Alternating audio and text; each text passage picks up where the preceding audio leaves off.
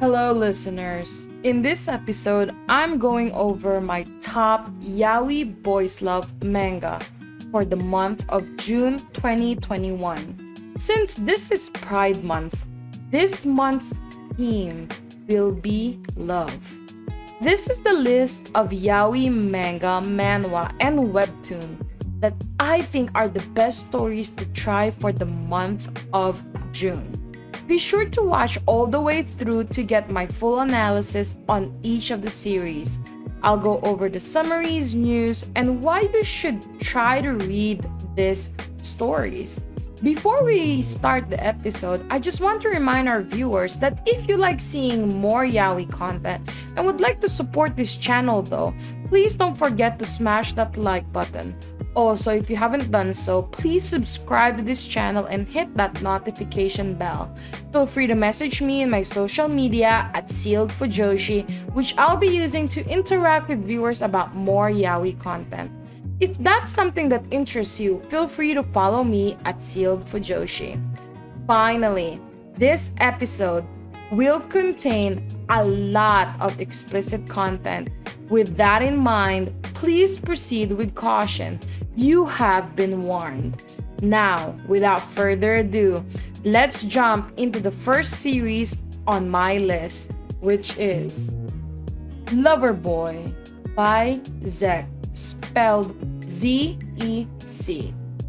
In this series, Jaeha, a 26-year-old, is having his wedding.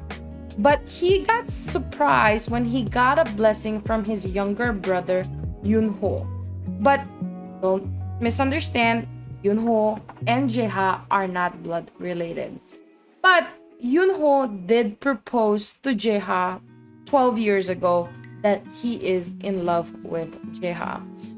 But after this wedding, they don't meet each other again, but meets 2 years after, when sadly Jaeha is going through a divorce. And Yunho is currently a university student working nearby. Jaeha is working nearby Yunho's university. This series is a very realistic gay issue. The more truths are revealed, the deeper and better it is through the chapters. Be aware though of, there's a little bit, I guess this is a little bit more spoilers, but actually Jaeha loves his ex-wife in this series. Even though he is a gay man, he is in love with his wife that he married. But then again, he is gay though. So, he cannot fulfill what he needs to fulfill for his wife. So, they decided to part ways and life must move on for Jaeha. They left the past behind and, accept the truth that Jaeha just couldn't be a good husband to her. And then when they finally divorced, this is when Yunho, who is younger than Jaeha and also kind of like a brother to Jaeha, he starts filling up that void in Jaeha's heart. Yunho is the ideal lover. He is just so perfect because he didn't change his love for Jaeha. He had this unrequited love for Jaeha ever since he was probably around his early teenage years, and he has always been honest about it and always was there for Jaeha. He never manipulated him, never pushed him or played with his feelings. Yunho just cherished and cared for Jeha. Truly unconditional love. And I'm so happy with him that his long for life moment eventually comes true when, you know, he finally had his chance with Jeha. It might sound harsh because it only opened up when Jeha, of course, got divorced. But, Jeha refused Yunho seriously for such a long time because he feels guilty. Yunho is like a precious little brother to Jeha, whom he looked after since he could barely even walk. Moreover, when Jeha's parents divorced, Yunho's parents also took Jeha under their home and treated him as if he was their own child. Not that they adopted him. I know some of you guys don't like the whole incest thing, and that was never the case for this series. They were just a very nice auntie and uncle that was looking after this lonely Jeha because his parents was going through a divorce. But Jeha turned out to be someone who just blames everything to himself, and he seriously needs someone who would understand and would console him. And that's how Yunho is very perfect for Jeha. It's a pretty good story regarding a very complicated relationship of unrequited love. Both main characters in this story are very well written. I felt like a lot of people could relate and empathize with both characters. They both have their major flaws, and even the side characters played important roles in helping highlight the main character's flaws, personality, and relationship. I kinda do wish that the seme had more flaws, as at times it felt like most of the series was only talking about the Uke's problem. But other than that, Loverboy definitely is one of the best yaoi series that you should definitely try for Pride Month. So the second entry to this list is called Jackass by Scarlet Beriko.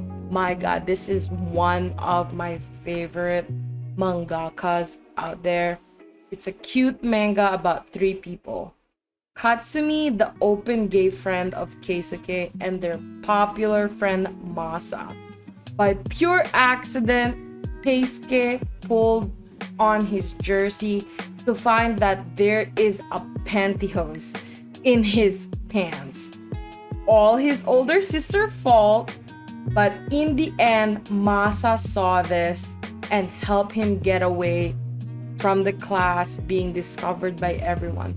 However, Masa has a huge leg fetish and wants to play with Keisuke's pantyhose. This series is all about leg fetishes and pantyhose fetishes. Definitely an all-time favorite. I'm not big on the leg fetish and the pantyhose fetish, but it's definitely a must for anyone who likes those kinds of things. I love this because I love Scarlet Beriko. Like, the artwork in this series is superb. I can't count how many times I've reread this series, and trust me, it never gets old. It's a very light high school sex comedy with a lot of sarcastic characters doing really sexy banters. Of course, the leg fetish, the pantyhose fetish. Of course, there's a little bit of a love triangle, but the whole series is a lot of fun to read, a lot of emotions to feel, but it really will warm up your heart. Definitely a must quick read for Pride Month. Now, for the third entry for this list is called The Unquenchable Mr Kim. The author is Morak. So this is a little bit of a supernatural sci-fi kind of yaoi, as there is a half vampire involved in this series. The assistant manager Do-yoon had kept his secret and done well until one day a single mistake turned his whole life upside down. He misdirected his director Kang-woo's message about having a sex partner.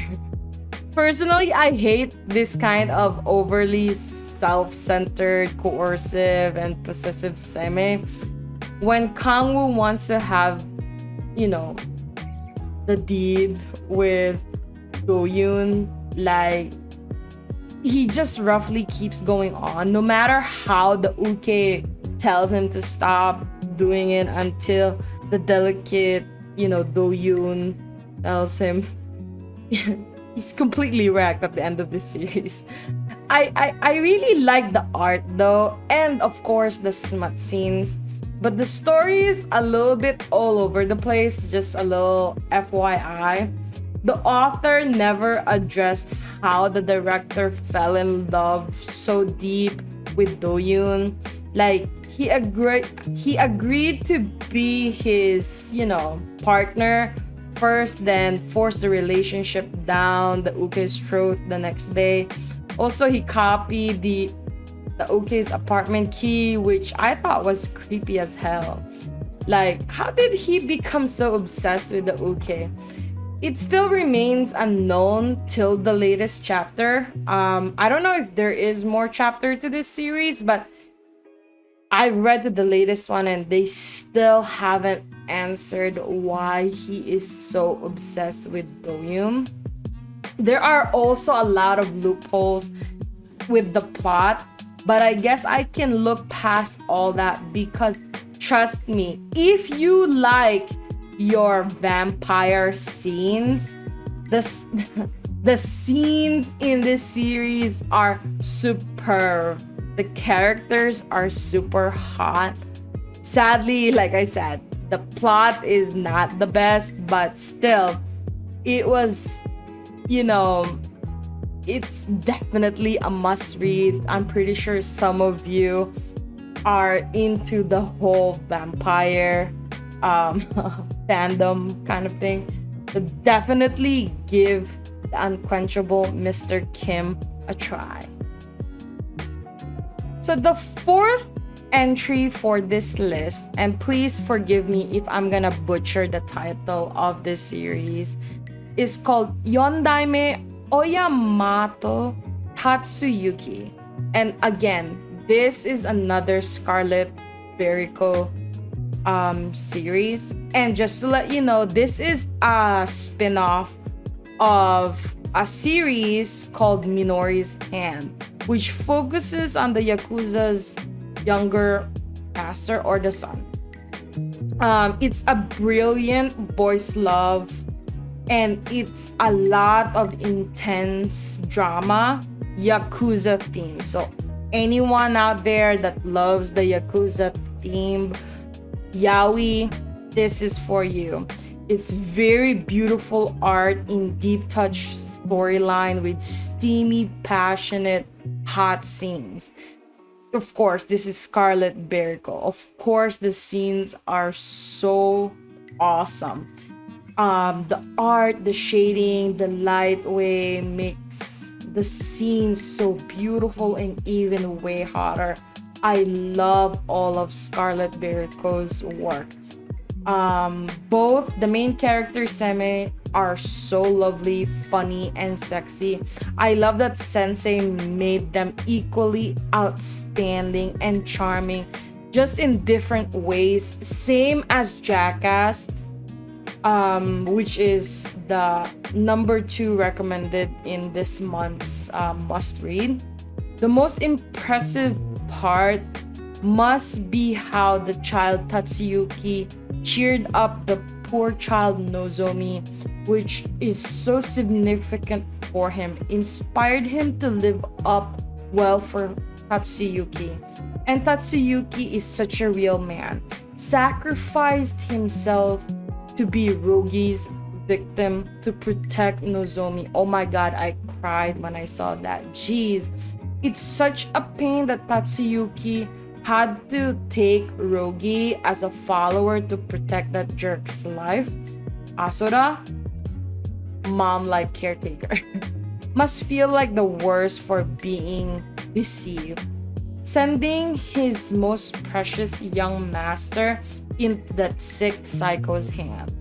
Again, there is a spin-off of this series too. I think it's called Jealousy, which focuses on Rogi and Tatsuyuki's dad. If you are interested in finding out a little bit more about Rogi's backstory, Jealousy is that story. But back to this Yondaime Oyamato Tatsuyuki. This one really snuck up on me. The cover art bellies a story at once. Incredibly sexy but sweet, with a great sensitivity for the dark subject it touches. Tatsuyuki and Nozomi redefines the role of Uke and Seme and builds a relationship on beautifully answered needs with mutual care and the most beautiful expressions of joy I've seen in a yaoi. This is still a tropey Yakuza story, so just a little bit FYI, there might be some forced scenes in this series, but much like its standout main character, it masks a deep tenderness beneath its flippant surface, right? So it's perfect. Sexy, funny, sad, dangerous, deep, moving, held in perfect balance by the healing power of joyful love.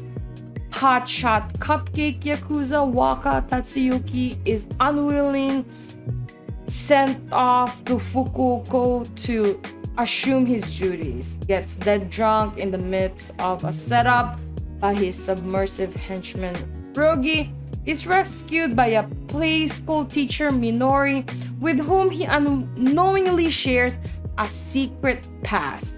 Eventually, all the chaos and seemingly random incident join together in a surprisingly suspenseful and interesting plot. The villain is definitely a bad guy, but he has his own secrets, and nothing in this strange little tale is what it seems at first glance. I certainly misread this series. Now I'm all like, definitely give it a read. It's a definitely must read if you love the Yakuza trope. Definitely. Now for the last entry on this list, and again, please excuse me if I butcher how I'm gonna pronounce this name, but I'm gonna try my best. It's called Oreshika Shiranai Karada. The author is Usui Iroha. So the story is, one day, Ryohei received a sudden confession from one of his schoolmate, Ishiguro. But it's not a shy confession of love. It was a confession of, will you have sex with me just once? Ryohei, who accepted Ishiguro's confession based on interest, tried to enjoy the light pleasure, but this author's art really be doing things to us like, it's not your typical playboy seme and timid uke, but with great art and hat scenes. And you know, like, you would think it would be that trope, like, I don't have plans of falling in love with you and you will eat those words soon enough kind of thing. But it is. And just to let you know, the eagle-browed seme who looks like Erwin Smith from Attack on Titan, Man, on the other note, those brows looks like they could fly soon if you are an Attack on Titan fan. Anyway, story about an unrequited love about a good-looking nerd from a band member for a band member, sorry. What starts off as a sex with no strings attached progresses into passionate lovemaking as band members becomes enamored with the nerd's love for him without asking for anything in return.